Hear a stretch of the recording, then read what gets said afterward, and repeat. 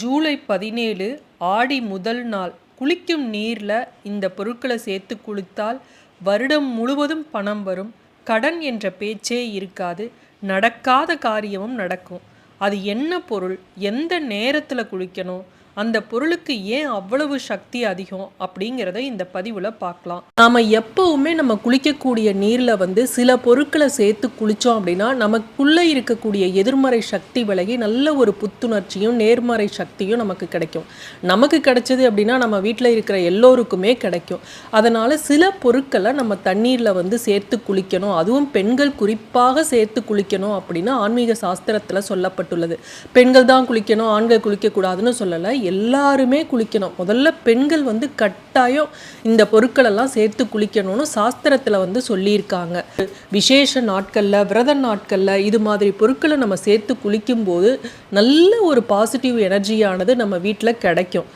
தண்ணீருக்கு நம்ம ஆன்மீகத்தில் மிக முக்கிய பங்கு கொடுக்கப்பட்டுள்ளது. தண்ணீருக்கு ஒரு அபரிமிதமான சக்தி இருக்குது. அதனால் தொடர்ந்து தண்ணீரில் சில பொருட்களை நம்ம போட்டு குளிக்கிறப்ப நமக்கு தீராத கஷ்டம் இருந்ததுன்னா கூட விலகும் அப்படின்னு சாஸ்திரங்களில் சொல்லப்பட்டுள்ளது. சரி, இதில் ஒரு 10 பொருட்கள் சொல்கிறேன். அதில் உங்களால் முடிஞ்ச பொருட்கள் அதை போட்டு நீங்கள் குளிங்க. ஆடி மாதத்தை கர்க்கடக மாதம் அப்படின்னு சொல்லுவாங்க. இந்த தக்ஷணாயனம் துவங்கக்கூடிய ஆடி மாதத்தில் சூரியனில் இருந்து சூட்சும சக்திகள் வெளிப்படும். வேத பாராயணங்கள், மந்திரங்கள், ஜபங்கள், மாந்திரீகம் இதுக்கெல்லாம் ஆடி மாதம் அதனால் சிறந்ததாக சொல்லப்படுது. பிராணவாயு பார்த்திங்கன்னா அதிகமாக கிடைப்பதும் இந்த ஆடி மாதத்தில் தான். ஜீவ ஆதார சக்தி அதிகமாக உள்ள மாதம் இந்த ஆடி மாதம். ஆடி மாதத்தை சக்தி மாதம்னு சொல்லுவாங்க. ஆடி மாதத்தில் கிடைக்கக்கூடிய வேப்பிலை கொழுந்துகளுக்கு அபார மருத்துவ சக்தியும் தெய்வீக குணமும் உண்டு அப்படின்னு சொல்லுவாங்க.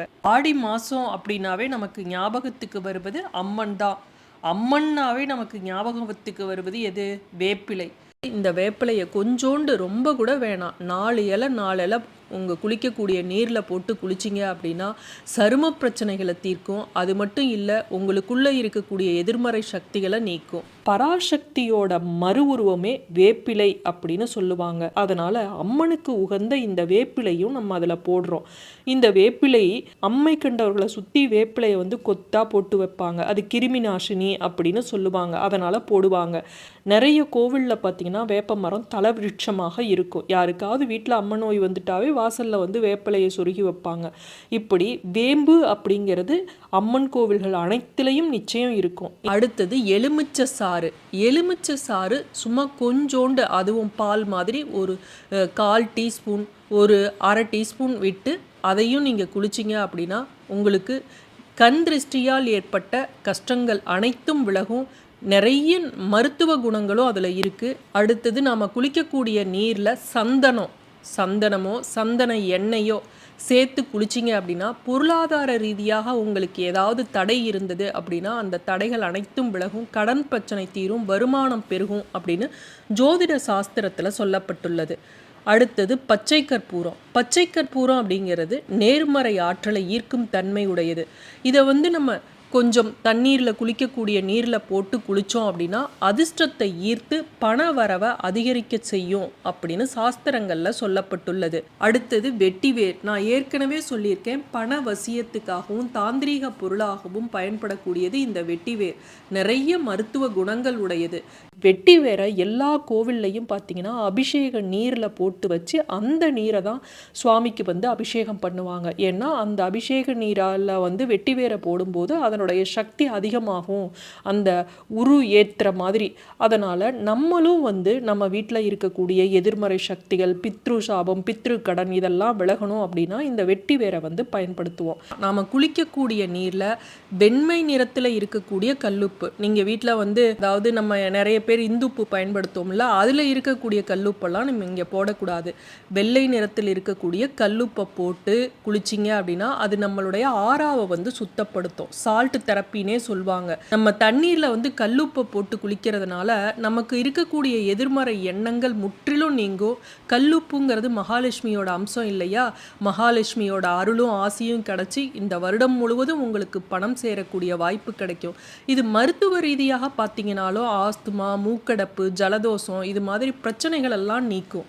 அதனால் கல்லுப்பு வந்து எப்போவுமே நீங்கள் டெய்லியுமே போட்டு குளிக்கலாம். டெய்லி போட்டு குளித்தா பிசு பிசுன்னு இருக்குது அப்படின்னு நினைக்கிறவங்க வாரத்தில் 2-3 நாளாவது இந்த கல்லுப்பை போட்டு குளிக்கலாம். அடுத்தது மஞ்சத்தூள். மஞ்சளும் வந்து மகாலட்சுமிக்கு உரிய பொருள். இந்த மஞ்சளில் வந்து ஆன்டிபயாட்டிக் இருக்குது. அதனால் இது மருத்துவ ரீதியாக பார்த்தீங்கன்னாலும் ஆரோக்கியத்தை தரும். திருமண தடை இருக்கிறவங்க தான் இந்த மஞ்சத்தூளை போட்டு குளிக்கணும் அப்படிங்கிறது இல்லை.